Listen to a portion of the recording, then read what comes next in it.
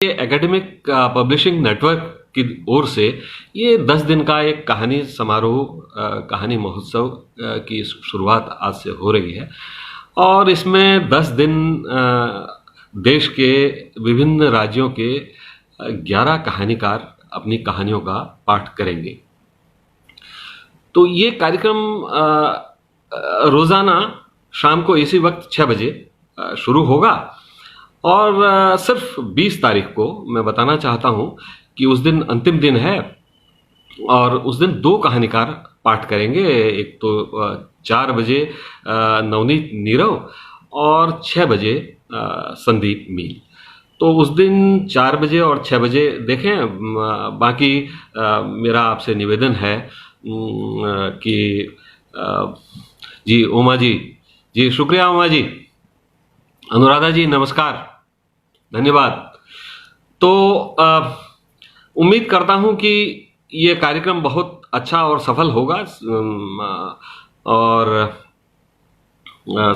अगर सब लोग देखेंगे और मित्रों से भी कहेंगे तो निश्चित ही सफल होगा। और इस कार्यक्रम के, इस समारोह के, इस महोत्सव के आयोजक, उन आयोजकों के अलावा मैं जो बाकी 10 कथाकार हैं उनको भी अपनी शुभकामनाएं देता हूं। और एकेडमिक पब्लिशिंग नेटवर्क और ख़ास तौर पर डॉक्टर जाहिदुल दीवान का मैं आभारी हूं कि उन्होंने मुझे और 10 कहानीकारों को इस आयोजन के लिए आमंत्रित किया। और इसके संयोजक जो हैं विशाल, उनका भी मैं ख़ास तौर पर शुक्रिया अदा करना चाहता हूं। जी प्रियंका कुमारी जी, जी धन्यवाद। हनीफ मदार साहब जी धन्यवाद, आप आए। और मैं एक बार और देख लूं, मनीष वैद्य जी नमस्ते।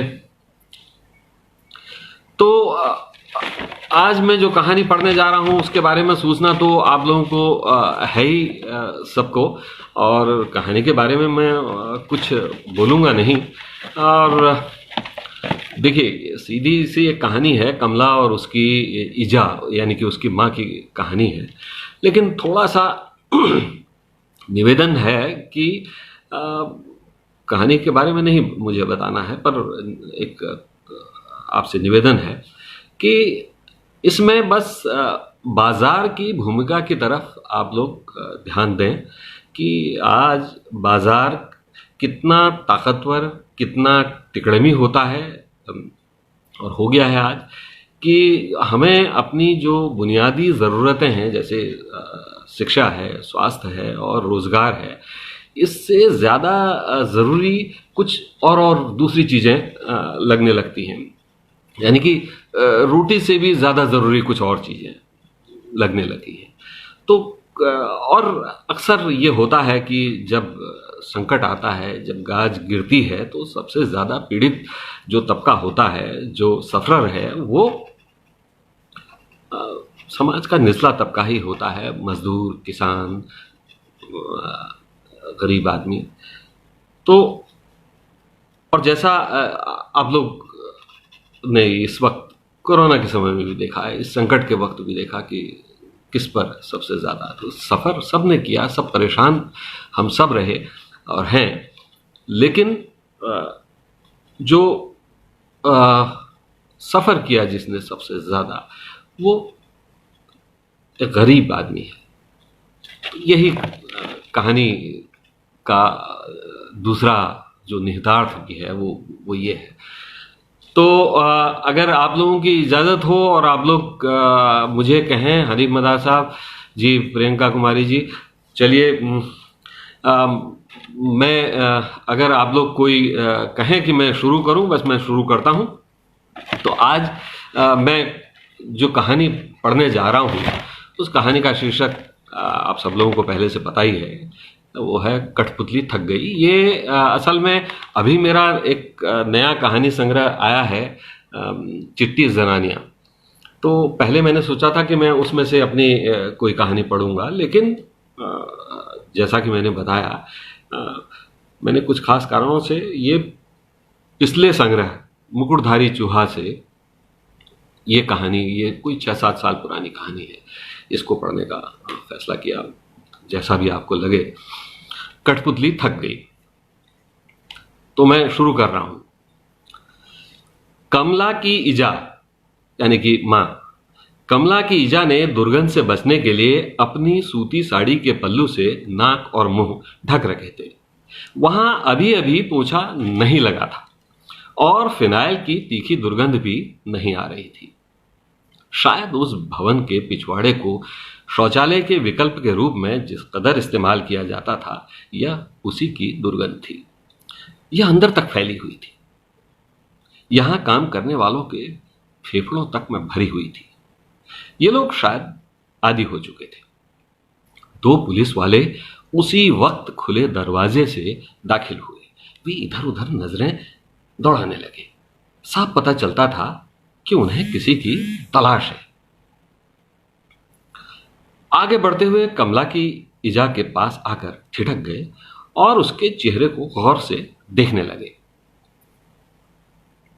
साफ पता चलता था कि उन्हें किसी का, माफ कीजिएगा मैंने इसे रिपीट कर दिया, साफ पता चलता था कि उन्हें किसी की तलाश है।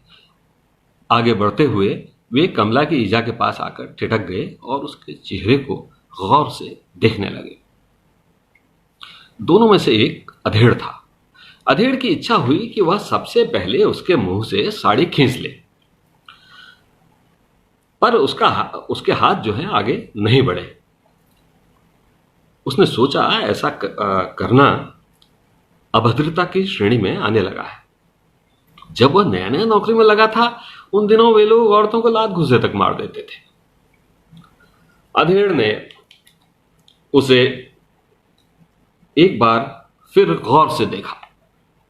वह रोई रोई से आंखें देखकर काफी हद तक आश्वस्त हो गया। हो न हो लड़की के साथ यही औरत होगी। अधेड़ की नजरें उसके चेहरे पर ठहर गई। इस लड़के के साथ तुम हो? अधेड़ ने पूछा।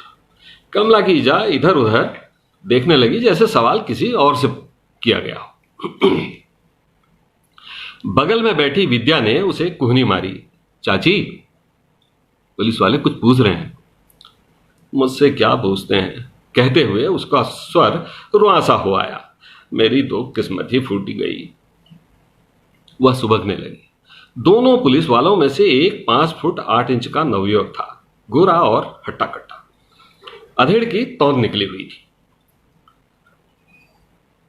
तौंद वाला हेड कांस्टेबल था। तुम कौन हो इसकी? तौंद वाले ने पूछा। मेरी लड़की है। कमला की इजा का रोना तेज हो गया। हे भगवान, मैं क्या करूं? पुलिस वाले उसे ढाढ़स बताने लगे। वह और जोर से सुबकने लगी। थोड़ा हिम्मत रखो। हुआ क्या था? तौंद वाले हेड कांस्टेबल ने पूछा।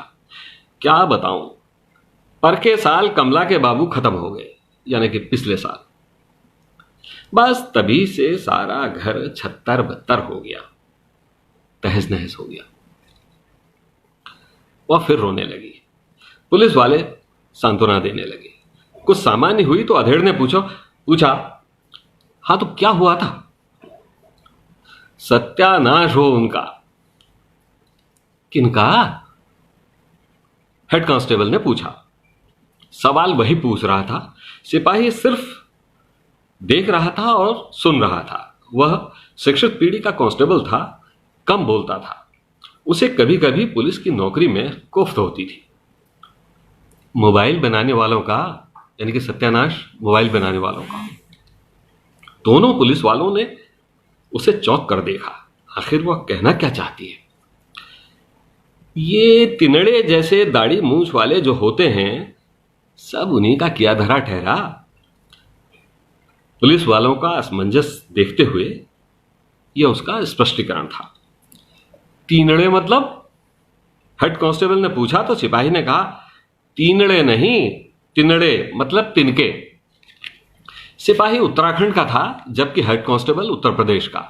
अधेड़ हेड कांस्टेबल को कुमाऊनी मिश्रित हिंदी समझने में दिक्कत आ रही थी। उसकी पोस्टिंग ज्यादातर मैदानी इलाके में रही। डरावने अधेड़ का असमंजस देखकर कमला की ईजा ने फिर से समझाने की कोशिश की। जिनकी दाढ़ी और मूंछ में दो चार ही बाल होते हैं, तिनड़े जैसे। हाँ तो कौन है ये लोग? मैं क्या जानू कौन है? बज्जर पड़े उनके सिर में। बज्जर मतलब? वज्रपात, युवा पुलिस वाले ने समझाया। अधेड़ ने आंखों ही आंखों में उसके बेहतरीन अनुवाद की प्रशंसा की। हाँ तो तीनों ने क्या किया? हेड कांस्टेबल को लगा कोई गंभीर मसला हो सकता है, पर विद्या को हंसी आ गई। डरावना अधेड़ गुस्से में और ज्यादा डरावना हो गया। क्या है? कुछ नहीं हेड साहब, चाची जो है चाइना के लोगों को कोस रही है। उसे लगता है मोबाइल वहीं बनते हैं। तुझे पता है चाइना कहां है? बकवास करती है। वह चुप हो गई। युवा सिपाही ने अपनी हंसी पर काबू करते हुए कहा, दीवान जी, ये कमला की मां उलझा देगी। हेड कांस्टेबल ने फौरन कमला की ईजा की तरफ घूर कर देखा और भौहें उचकाते हुए पूछा, हाँ तो क्या हुआ था? क्या बताऊं, जब तक इसके बाबू थे सब ठीक था, पर के साल वो खत्म हो गए। वह फिर रोने लगी। युवा कांस्टेबल ने समझाया, जो हो गया सो हो गया। दीवान जी पूछ रहे हैं हुआ क्या था? अच्छी खासी थी, सारे घर का काम संभालती थी, पर के साल जब इसके बाबू मरे तो हमारे ऊपर पहाड़ टूट पड़ा। पहाड़ में रहते हो तो पहाड़ ही टूटेगा। आगे बोलो। सुबह का बखत है, झूठ नहीं बोलूंगी। इसी ने मुझे संभाला। कहने लगी, इजा चिंता मत कर, मैं कमाऊंगी। लेकिन मेरी किस्मत का लिखा कौन मिटा सकने वाला हुआ। वह फिर रोने लगी। तभी नीली वर्दी वाला एक कर्मचारी दाईं तरफ से आया और तेजी से बाईं तरफ जाने लगा, जहां दूसरे कक्ष में जाने का दरवाजा था। उसके हाथ में दवाइयां थी। उसे देखकर कमला की ईजा का रोना एकदम थम गया। वह आधी ही खड़ी हो पाई थी कि नीली वर्दी वाला नजरें चुराता हुआ और तेजी से निकल गया। कमला की ईजा लंबी सांस खींचकर बैठ गई और रोने लगी। कांस्टेबल ने फिर समझाया, सब ठीक हो जाएगा। आप ये बताओ कि हुआ क्या था? क्या बताऊं, सोनू के चक्कर में नहीं पड़ती तो अच्छी भली थी। कौन सोनू? हेड कांस्टेबल के पूछने का अंदाज ऐसा था जैसे वह जासूसी उपन्यास के अंदर प्रवेश कर गया हो। वही ड्राइवर जो टाटा सोमू चलाता है। तो किस चक्कर में पड़ गई थी तुम्हारी लड़की? कमला की ईजा ने डरावने अधेड़ के चेहरे को गौर से देखा। वह थोड़ा रूखी हो गई। चक्कर में क्यों पड़ेगी? तुम तो गलत मतलब निकाल रहे ठहरे। हां लेकिन अभी तुम्ही ने कहा। कह तो रही हूं चक्कर कुछ नहीं था। सोनू को तो यह ददा कहने वाली हुई। ददा? पूछने के बाद अधेड़ ने युवा सिपाही की तरह घूमते हुए सवाल दोहराया, ददा क्या? मतलब कि ये लड़की उसे बड़ा भाई मानती थी। अच्छा, उसने कहा और वापस कमला की मां की तरफ घूम गया। तो तुम्हारी लड़की भाई मानती थी सोनू को, लेकिन फिर भी सोनू गड़बड़ करता था। क्या गड़बड़ की उसने? कमला की मां को अधेड़ का उसके मुंह में शब्द डालना अच्छा नहीं लगा। अपना सिर, क्या गड़बड़ करेगा वो? तो तुमने फालतू समझाया हमको। अगर सोनू ने कुछ नहीं किया तो उसकी कहानी क्यों सुनाने बैठ गई? ऐसे ही बात पर बात आ गई। वैसे सच कहूं, सब किया धरा उसी का ठहरा। मेरी लड़की तो गऊ हुई। यहां की लड़कियों के हाथ में तो हर बखत मोबाइल रहने वाला हुआ। लड़कों की तो क्या कहें, बिलात भर के छोकरे मोबाइल पर खुच खुच खुच खुच लगे रहते हैं। मेरी लड़की को तो कुछ पता नहीं ठहरा।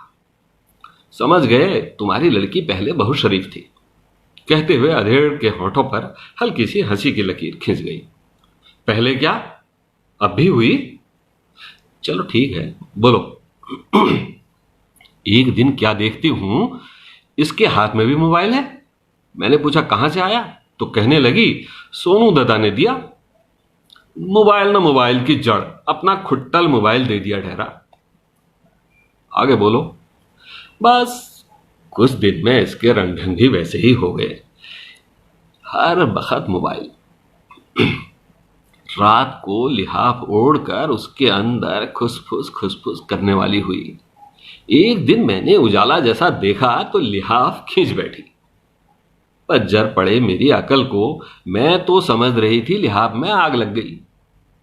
देखती क्या हूं, कमला की गप्पे चल रही हैं। किसी लड़के से कैसी बात कर दिया आपने? उसने तो कसम खाकर कहा था कि नंदी का फोन है। अचानक नीली वर्दी वाला बाएं से दाईं तरफ निकला तो कमला की ईजा खड़ी हो गई और लपक कर उसकी तरफ भागी। उसके हाथ खाली थे और उसने कदम काफी तेज कर लिए। उसने कनखियों से देखा और तुरंत ही बिना गर्दन घुमाए कमला की ईजा की तरफ हाथ का इशारा कर दिया। धीरज रखो। अब धीरज कैसे रख सकती हूं मैं, बताओ जरा। ठीक है, आगे। अब जैसे राशन पानी की दुकान हमारे घर से 2 कदम पर हुई। कमला दुकान से सामान लेने जाएगी तो बीच से लौट आएगी। मैं पूछने वाली हुई क्या बात है, क्यों लौट आई? कहेगी मोबाइल छूट गया। अब बताओ कैसी बात हुई? इसी के चल रहे हैं पहाड़ में ट्रक और हल्द्वानी रामनगर में आड़त। फोन के बिना कौन सा काम अटकने वाला हुआ गरीब आदमी का, बताओ। मतलब बिगड़ गई थी। कैसी बात कर दी, बिगड़ेगी क्यों? घर से ध्यान हट गया ठहरा, काम से भी। कभी किसी लड़की का फोन, कभी किसी लड़की का। ओहो रे, दिन भर फोन ही फोन। क्या बातें होने वाली हुई? कुछ नहीं। उठ गई? हां। सो गई? ना। खा लिया? खा लिया। क्या खाया? दाल भात। क्या बातें हुई ये फालतू की, बताओ जरा। तो सोनू क्या करता था कमला के साथ? बात करता था, और क्या करेगा? तुम भी कैसी बातें करते हो? उसके लिए कोई रोक टोक थोड़े हुई। कई बार तो इसके फोन में पैसे भी वही डलवाने वाला हुआ। इसने भाई बनाया ठहरा। इसका कोई सगा भाई थोड़े हुआ। मेरी तो 4 लड़कियां ही हुई। ठीक है, जल्दी बोलो। हां, तो 4 में से 3 की शादी हो गई ठहरी। बड़ी वाली का आदमी कोई काम करने वाला नहीं हुआ। उससे मदद की उम्मीद करना बेकार हुआ। दूसरी लड़की गाजियाबाद में है। तुम्हें तो पता ही हुआ, गाजियाबाद कोई लाल कुआं के पास थोड़ी हुआ। अब उतनी दूर से आना जाना आसान नहीं ठहरा। तीसरी लड़की हुई हल्द्वानी में, लेकिन इसके भिंजू, अरे क्या बताऊं हेड साहब, बहुत खराब आदमी है वो। अब ये भिंजू कौन है?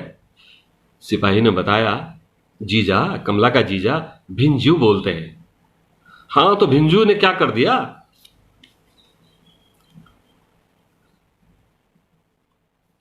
हर समय कमला को फोन करने वाला ठहरा। चलो हमने कहा भिंजू ही हुए, थोड़ा हंसी मजाक चलने वाली ठहरी। लेकिन वो तो फोन पर बदतमीजी की बातें करने वाला हुआ, वही अंट बातें। फिर क्या किया उसने? पिछले साल कमला के बाबू खत्म हो गए। खत्म हुए तो 3 लड़कियां और दामाद भी आए। आना ही हुआ। गाजियाबाद वाले थोड़ा देर से पहुंचे थे। सिपाही ने घड़ी देखी और हेड कांस्टेबल ने कहा, हमें भी देर हो जाएगी, थोड़ा शॉर्ट करो। हां, तो मैं क्या कह रही थी, तुमने तो भुला ही दिया। हां, छोटा जमाई जो हुआ उसने दिन में ही पी ली। जैसे ही इसके बाबू को फूंक कर आए, वो कहीं से पी आया ठहरा। तो मैंने डांटा कि जमाई जी, बारात में आए हो क्या? डांटा तो नरनरा हो गया। क्या हो गया? सिपाही ने बताया, नाराज हो गया। तो रात को गुस्से में और पी ली, पी कर टुल्ल हो गया और सो गया। रात के 10 बजे कमला गई लिहाफ निकालने। उसने झट से हाथ पकड़ लिया। कमला ने मचा दिया हल्ला। फिर मुझे भी भयंकर रीस उठने वाली हुई। रीस मतलब गुस्सा। हेड कांस्टेबल ने अनुमान लगाते हुए सिपाही की ओर देखा तो उसने हाँ में सिर हिला दिया। तो फिर क्या हुआ? जरा जल्दी बोलो, बात को खींचो मत। मैंने तो गाली हाली बक दी गुस्से में। अब तुम जो भी समझो। मेरी दोनों लड़कियां और उनके आदमी भी उस पर बिगड़ गए। फिर क्या था? छोटा दामाद तो नाराज हुआ सो हुआ, लड़की भी अड़ गई। मैंने कहा घुत्ती में गई। हेड कांस्टेबल ने घुत्ती का मतलब नहीं पूछा तो सिपाही ने बता दिया, दीवान जी घुत्ती मतलब ठेंगा।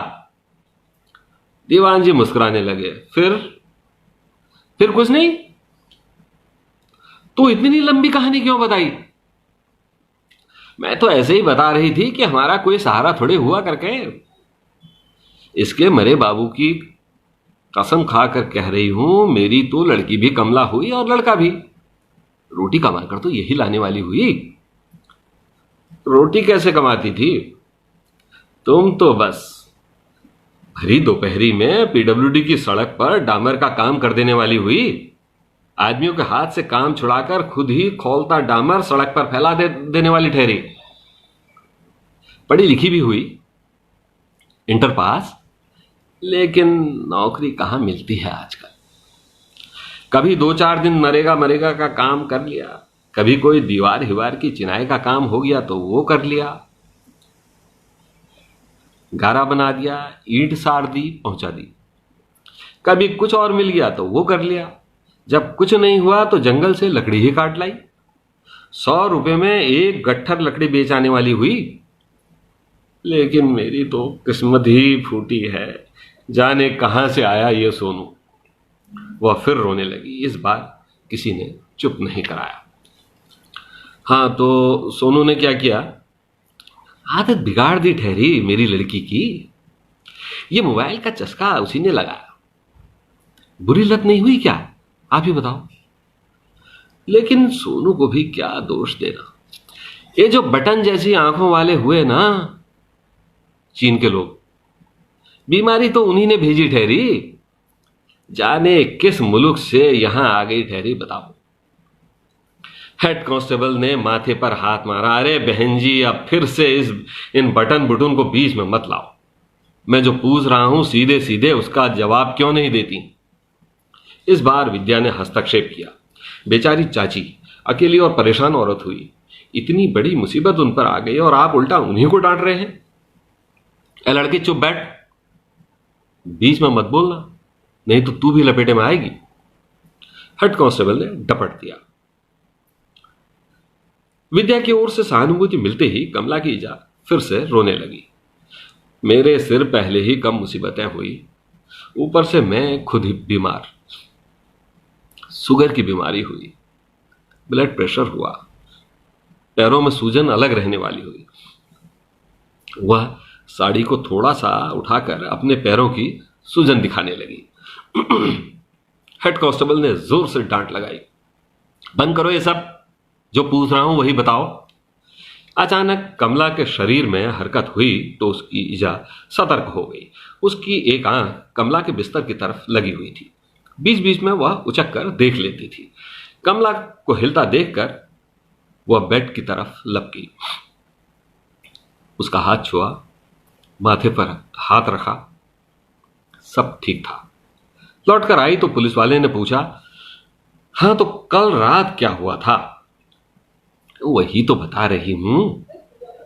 तुमने मेरी लड़की का चेहरा देखा? हां देखा, चेहरा तो ठीक है। वही तो कह रही हूं, अपने मुंह से अपनी लड़की की तारीफ क्या करूं? बच्चों को कभी कभी माँ बाप की नजर भी लग जाने वाली हुई। आग लगे मेरी आंख को, मेरी ही नजर लगी होगी मेरी लड़की को। वह फिर रोने लगी। हेड कांस्टेबल ने बेबस होकर सिपाही को देखा। अरे भैया, इस औरत ने तो पागल कर दिया, कहां कहां की बातों में उलझा देती है।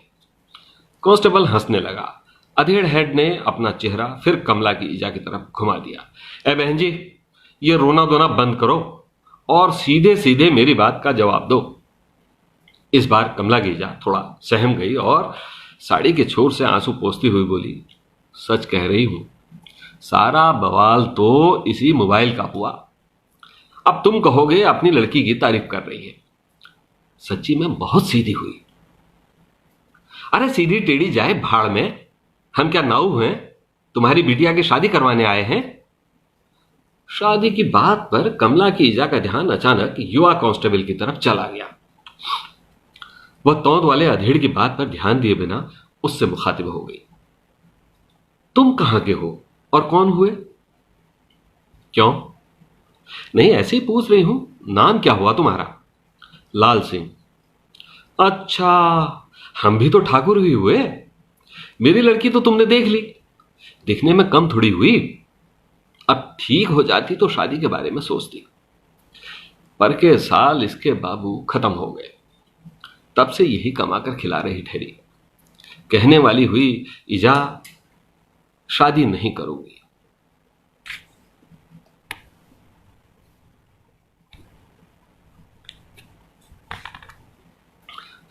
सॉरी, थोड़ा सा डिस्टरबेंस हुआ बीच में।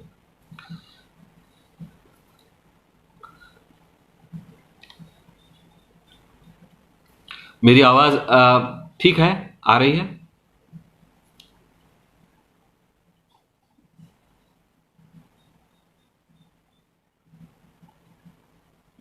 हाँ, तो मैं कह रहा था, तब से यही कमाकर खिला रही ठहरी। कहने वाली हुई, ईजा शादी नहीं करूंगी, तुझे पालूंगी। कांस्टेबल थोड़ा असहज हो गया था। बात का रुख मोड़ने के लिए बोला, किसी से दुश्मनी तो नहीं थी? नहीं हो, यह विद्या अच्छी तरह जानने वाली हुई। वैसे एक बात बताऊं, विद्या को भी मैं अपनी लड़की जैसा ही मानती हूं। मेरी लड़की से 2 साल बड़ी ठहरी, लेकिन दोनों की पक्की दोस्ती हुई। हमारे पड़ोसी हुए ये लोग। लड़की तो ये भी लाखों में एक ठहरी, मोबाइल तक नहीं रखने वाली हुई। मोबाइल तो मेरी लड़की भी नहीं रखती थी, लेकिन मेरी किस्मत ही खराब है। कमला की जा फिर से रुआसी हो गई। विद्या ने शर्मा कर दुपट्टे का कोना मुंह में डाल लिया था। उसकी नजरें जमीन पर गड़ी जा रही थी। कहां तक पढ़ी हो? लाल सिंह ने पूछा तो वह और ज्यादा झेंप गई। कमला की जाने जिद की, बता दे। इंटर किया था, हमारे यहां आगे की पढ़ाई के लिए कॉलेज थोड़ी हुआ। युवा कांस्टेबल ने अचानक हेड के कान में कुछ कहा और विद्या से बोला, थोड़ी देर के लिए बाहर चलोगी? तुमसे बात करनी है। विद्या का रोम रोम खिल गया। मुझसे क्या करनी है? करनी ही है तो मेरे बाबू से करो, पिताजी से। लाल सिंह मुस्कुराने लगा। वह बोलता कम और मुस्कुराता ज्यादा था। कमला की ईजा के इशारा करने पर विद्या बाहर जाने को तैयार हो गई। तभी कमला की ईजा का ध्यान वार्ड बॉय की तरफ चला गया था, जिसने अभी अभी ग्लूकोज की बोतल में सिरिंज से कोई दवा डाली थी। पारदर्शी पानी का रंग पीला हो गया था। उसने पूछा, मेरी लड़की ठीक हो जाएगी? ये जो कर रहे हैं ठीक करने के लिए ही किया जा रहा है, समझ आया? मरीजों और उनके सवालों से निपटने में माहिर वार्ड बॉय ने कहा। उसने बंदर की तरह दांत निकाल लिए थे। वह 2 कदम पीछे हट गई। मैं तो पूछ रही थी कि यह हालत ठीक है। ये नहीं बता सकते, ये तो डॉक्टर साहब बताएंगे। कमला की जा खिसिया गई। उसने असहाय होकर हेड कांस्टेबल की तरफ देखा। हेड ने अपनी डायरी में झांकते हुए कहा, अब खत्म करो, लंच टाइम हो रहा है।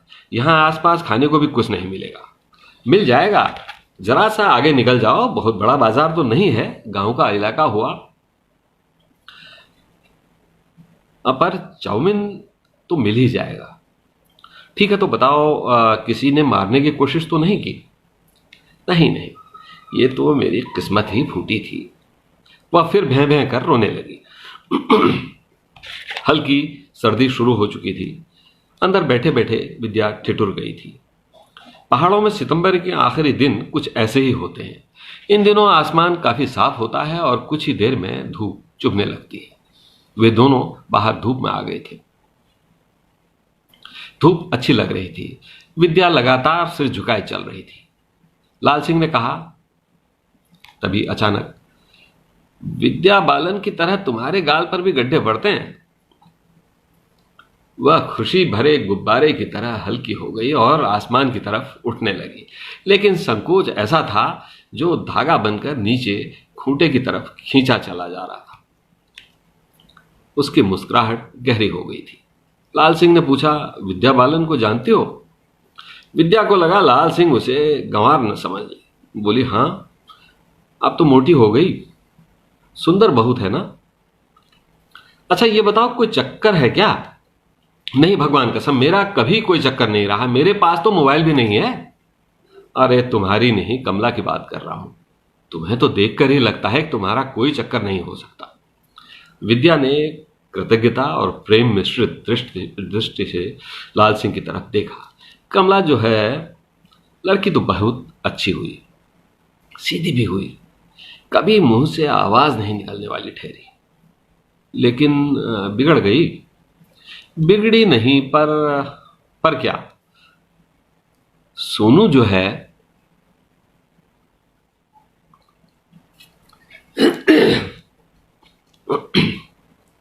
सोनू जो है नंबर 1 का लोफर आदमी हुआ। कमला उसको भाई जरूर कहने वाली हुई, पर सच कहूं, कमला हुई सीधी, आ गई चक्कर में। ये जो हुआ, सोनू सुबह सुबह बालों में जेल फैल लगाकर टाटा सुमो में बैठ जाने वाला हुआ। शीशे में देखता रहने वाला हुआ, कमला आ रही है करके। गाड़ी का मालिक थोड़े हुआ ये, सुमो तो फसकिया पंडित की हुई, गप्पी पंडित की। ये ड्राइवर ठहरा, मुझे सारी बातें पता हुई। अच्छा, तो चक्कर था दोनों का? हाँ, शुरू शुरू में तो सोनू का फोन आए तो कमला मोबाइल मुंह पर लगाकर पुच्छ करने वाली ठहरी। कितने दिन छुपी रहने वाली हुई ऐसी बातें। समझ गया, इसके मोबाइल में पैसे सोनू ही डलवाने वाला हुआ। सारी कहानी खराब हुई 3-4 महीने पहले, जब कमला ने मोबाइल बदला। उंगली से खिसकाने वाला मोबाइल ले आई, एंड्रॉइड। नया फोन आते ही क्या कहते हैं उसे, व्हाट्सएप का चस्का लग लिया। इंटरनेट का खर्चा बढ़ गया ठहरा। अब ये बातें चाची की समझ में थोड़ी आने वाली हुई। व्हाट्सएप ने कितने ही दोस्त बना दिए। पहले दिन भर फोन आने वाले हुए, अब मैसेज भी आने लगे, फोटो अलग हुए। लाल सिंह मंद मंद मुस्कुराता रहा। यह बताओ, कल रात क्या हुआ? कल रात का मुझे नहीं पता, सच्ची। तुम झूठ बोलने वाली लड़की तो नहीं हो। सुना है जहर खाया। अब सही बात तो कमला को पता होगी या चाची को। लाल सिंह ने घड़ी देखी और बोला, अंदर चले? दोनों जब अंदर पहुंचे तो कमला की ईजा डॉक्टर के पीछे खड़ी थी, जो अभी अभी आया था और कमला की पुतलियां देख रहा था। अचानक डॉक्टर का फोन बजा। हाँ, केक मंगा दिया, आ जाएगा। हाँ हाँ, ओके। डॉक्टर ने उसकी नब्ज देखी और जल्दी जल्दी पैड पर कुछ लिखा। वह जिस रफ्तार से आया था उससे ज्यादा तेजी से वापस चला गया। डॉक्टर किसी की तरफ देखता नहीं था, मानो उसके साथ संवाद की भाषा अभी बनी न हो। पर वह हंसता भी नहीं था। उसने इस कृत्रिमता को अपने पेशे का हिस्सा बना लिया था। कमला की जा वार्ड बॉय के पीछे भागी। उसने डपट दिया। डॉक्टर की अनुपस्थिति में फार्मासिस्ट और यह वार्ड बॉय यह वार्ड बॉय भी डॉक्टर की तरह बनावटीपन ओढ़ने का अभ्यास करते रहते थे। कमला की ईजा वापस आकर उसके बेड से कुछ दूर फर्श पर बैठ गई जहां पहले बैठी थी।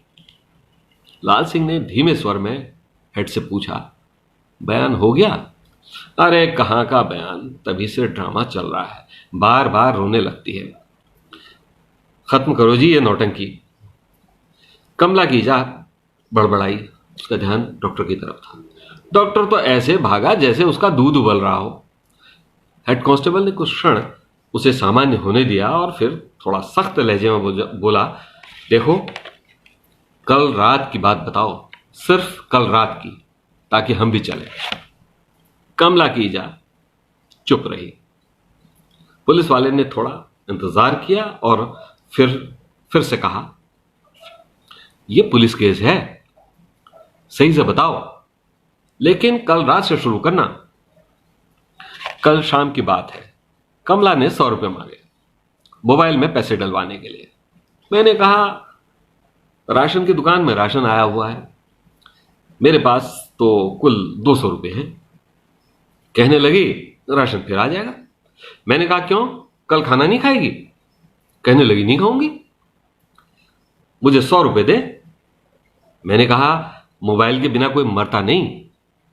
कहने लगी, मैं मर सकती हूं। मुझे आ गया गुस्सा। मैंने कहा, मर जा फिर, मैं तो कल राशन लाऊंगी। फिर ऐसी जिद तो रोज ही करने वाली हुई। शाम को काम करके लौटेगी तो पैसे हाथ में धर देगी। दूसरे दिन कहेगी 100 रुपये दे दे, मोबाइल में पैसे डलवाने हैं। जब मैं नहीं दूंगी तो चुरा कर ले जाएगी। चोरी भी करती थी, दूसरे की थोड़े करने वाली हुई, ऐसे ही पैसे उठा कर ले जाने वाली ठहरी। अब काम तो रोज रोज मिलने वाला नहीं हुआ, लेकिन भूख तो रोज ही लगने वाली हुई। कमला के मोबाइल का भी पेट भरना हुआ। फालतू का भाषण मत झाड़ो, ये बताओ फिर क्या हुआ? रात में खाने के लिए आवाज देती रह गई। जब बहुत देर तक नहीं आई तो मैं अंदर वाले कमरे में गई। देखती क्या हूं, मुंह से गाज निकल रहा है, झाग। मेरी तो ऊपर की सांस ऊपर और नीचे की नीचे। उस वक्त होश में थी। मैंने पूछा, क्या किया तूने? तो कहने लगी, चूहे मारने की दवा खा ली। झटपट मैं पानी ले आई। तो कहने लगी, अब मर जाती हूं, बस आखिरी बार पेप्सी की बोतल पिला दे। वह फिर से रोने लगी। पुलिस वाले चुप हो गए थे। तो आत्महत्या की कोशिश की? वह चुप रही। शायद कुछ कहती कि तभी लाल सिंह की नजर कमला पर पड़ गई। स्टूल पर बैठे लाल सिंह को अपनी जगह से कमला का चेहरा साफ दिखाई दे रहा था। उसने कमला की ईजा से उठकर उधर जाने के लिए कहा। वह तेजी से भागी। कमला के होठों के किनारे से खून रिसने लगा था। कमला की ईजा ने कोहराम मचा दिया। वार्ड बॉय दौड़ा दौड़ा आ गया। फार्मासिस्ट उस वक्त पान खाने गया हुआ था। डॉक्टर कहाँ था, कोई बताने को तैयार नहीं था। वार्ड बॉय के अलावा अस्पताल में सिर्फ एक सफाई कर्मचारी था। वार्ड बॉय कुछ नहीं कर सकता था। उसने खून पहुंच दिया। डॉक्टर ठीक आधे घंटे बाद पहुंचा। उसने मरीज की पुतलियां देखी, नब्ज देखी, स्टेथोस्कोप से दिल की धड़कनें सुनी।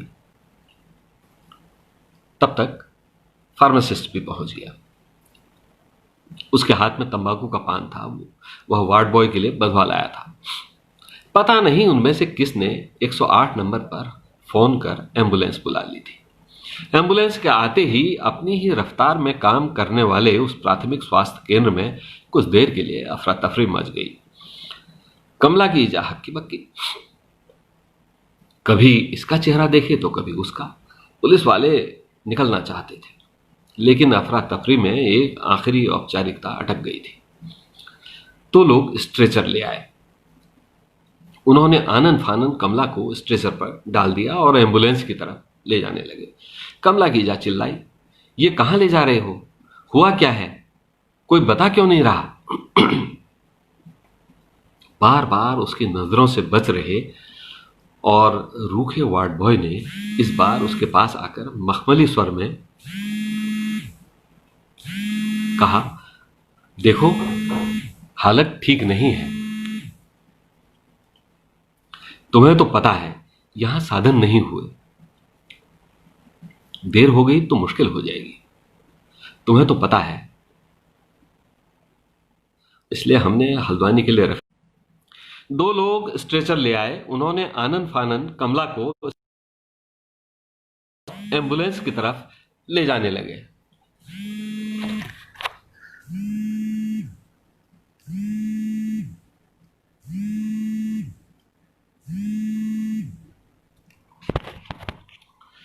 जी जाहिदुल भाई, मैं समझ गया, मैं कर रहा हूं।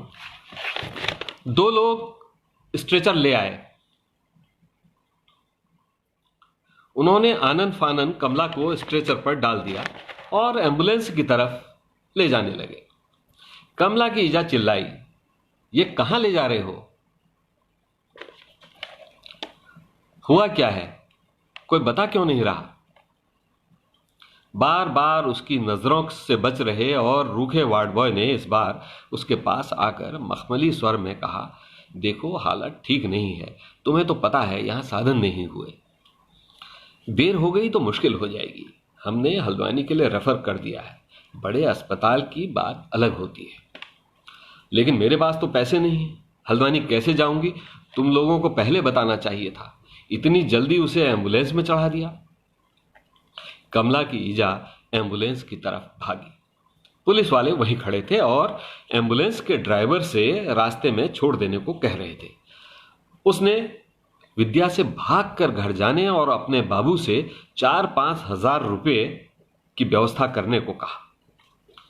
वार्ड बॉय ने आकर कमला की ईजा को कुछ कागज थमा दिए।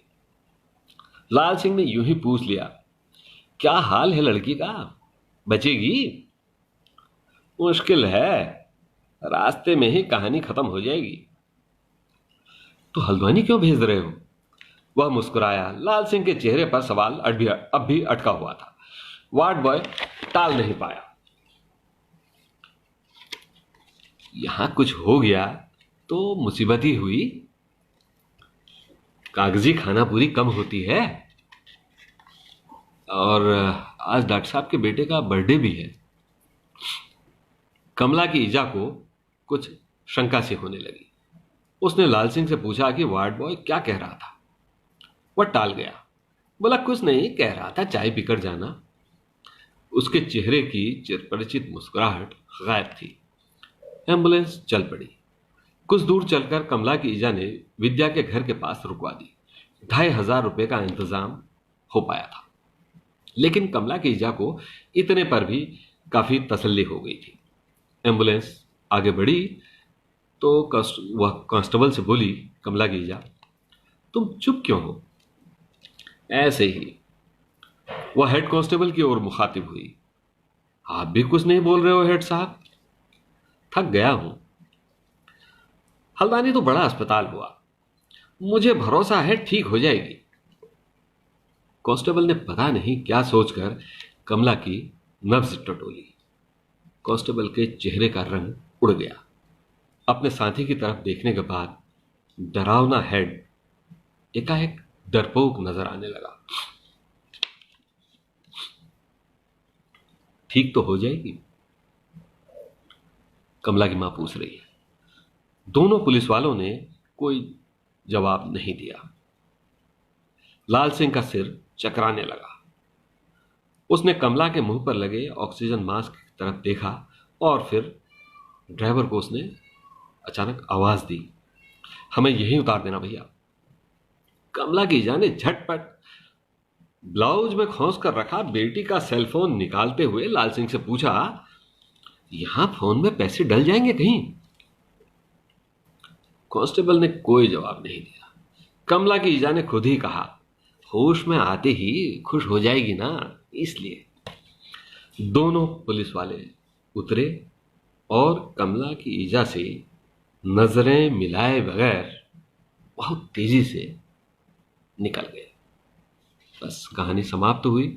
आप सबने पूरे धैर्य से मुझे सुना और मैं आप सबका आभारी हूँ, और आयोजकों का ख़ास तौर पर, और सभी मित्रों का, और कल से अगले 9 दिन तक कहानी पाठ करने वाले सभी कथाकारों को मैं एक बार फिर अपनी ओर से शुभकामनाएं देता हूँ।